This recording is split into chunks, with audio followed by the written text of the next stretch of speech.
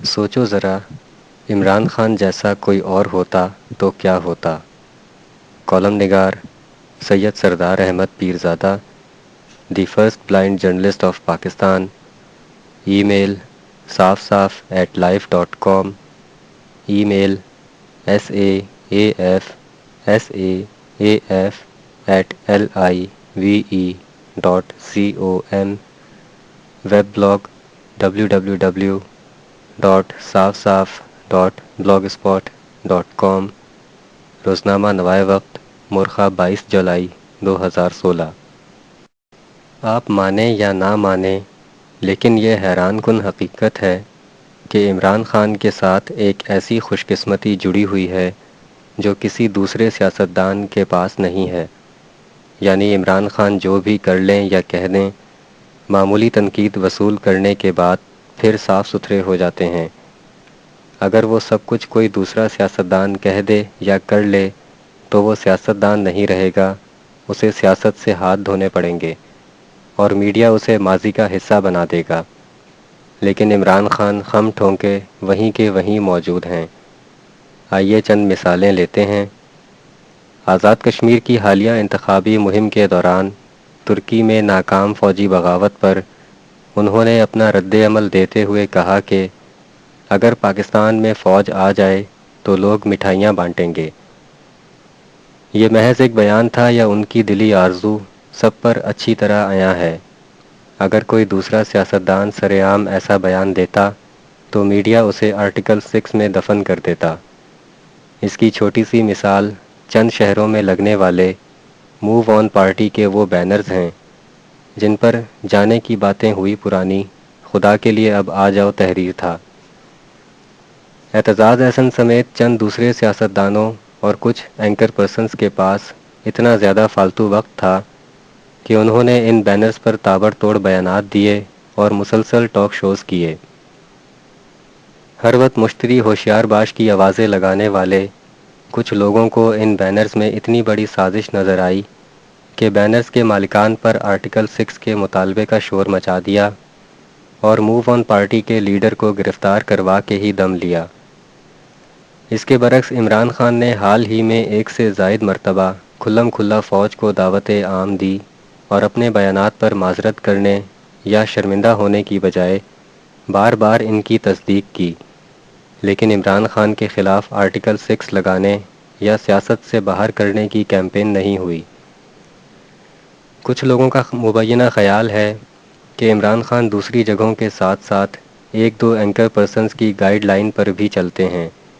جنہوں نے عمران خان کو اپنے مذکورہ بیان کی تشریح بدلنے کا مشورہ دیا۔ لہٰذا عمران خان نے اپنے ان بیانات کے حوالے سے یہ کہا کہ ان کی 20 سالہ جمہوری جدوجہد مارشل لاء کے لیے نہیں ہے۔ کوئی بھی آسانی سے سمجھ سکتا ہے کہ عمران خان کے منہ سے نکلے یہ الفاظ ان کے اپنے نہیں بلکہ جانے پہچانے دوست اینکر پرسنز کے ہو سکتے ہیں۔ عمران خان کی اقتدار کے لیے ازلی خواہش کے بارے میں جنرل پرویز مشرف کے ایک اہم ساتھی جنرل اپنی نجی محفلوں میں بتاتے ہیں کہ مشرف مارشل لاء کے ابتدائی برسوں میں جب ایک ایسے سویلین وزیر اعظم کی تلاش شروع کی گئی جو جنرل مشرف کے ہر اشارے کو اپنے سر کا تاج سمجھے تو امیدواروں میں عمران خان بھی شامل تھے۔ جب ان جنرل موصوف نے اس حوالے سے مختلف تابع داروں کے انٹرویو کیے تو عمران خان نے بھی انٹرویو دیا،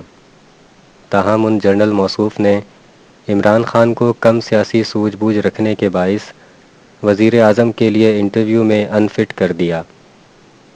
شاید اس ناکامی کے بعد ہی عمران خان نے جنرل مشرف کی مخالفت شروع کی۔ بہرحال عمران خان میڈیا کے اس ناقابل شکست دور میں بھی فوج کی آمد پر مٹھائیاں بانٹنے کا کہہ کر صاف بچ نکلے۔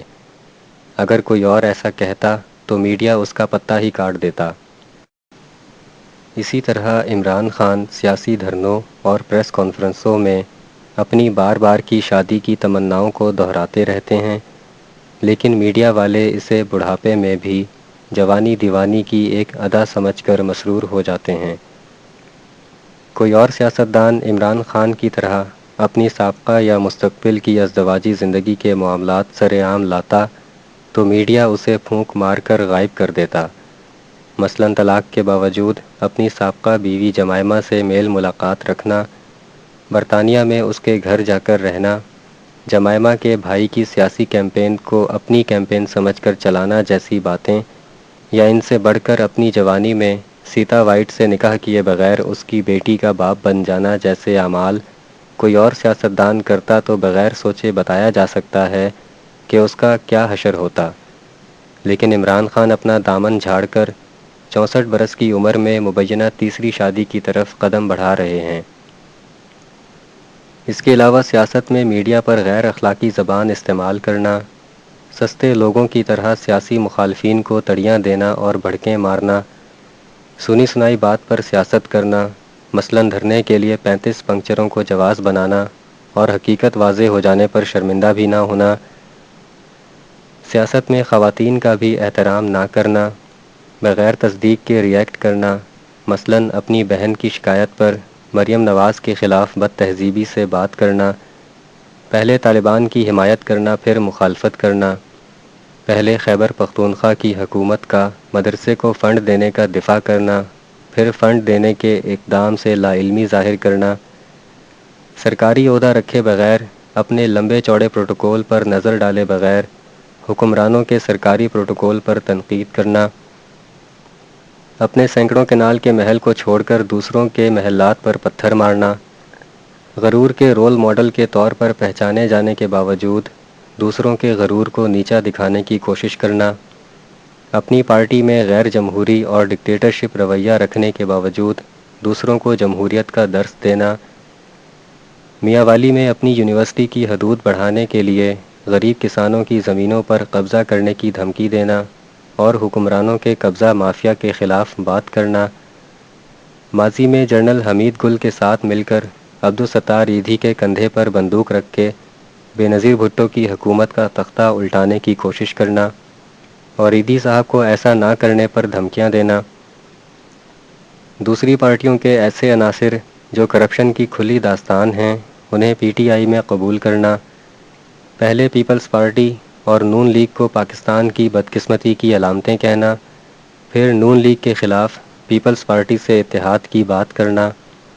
اقتدار کے لیے ہر وقت کسی بھی قسم کا سہارا لینے کے لیے تیار رہنا،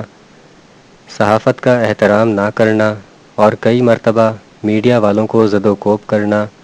یا میڈیا کی زبان زبردستی بند کرنے کی کوشش کرنا۔ اب آپ ہی کہیے کہ کسی بھی دوسرے سیاستدان میں قول و فعل کا اتنا عملی تضاد ہوتا تو کیا ہوتا؟ سوچو ذرا، ایسا ہوتا تو کیا ہوتا؟ وہ ایک کمرے میں بند ہو جاتا اور چابی کھو جاتی۔